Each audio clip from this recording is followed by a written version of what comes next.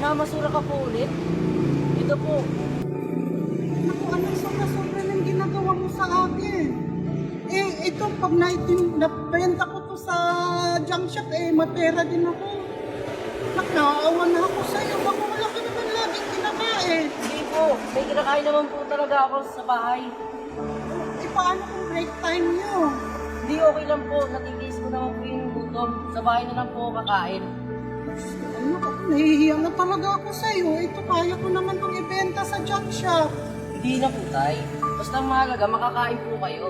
Anak, ayoko nang tumambay sa lugar na ito kasi ako na lang lagi nakikinabang sa baon mo.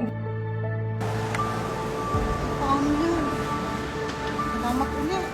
Sige po, tay. Pasok na po ako. Baka maliit na po ako. Sige anak ha, mag-ingat ka ulit sa pagtawid at maraming sasakyan. Ha? Tay. Sige na, Ingat po pagputihin kayo. mo ulit pag-aaral mo ha. Tay. Ingat po kayo dyan. Salamat ulit.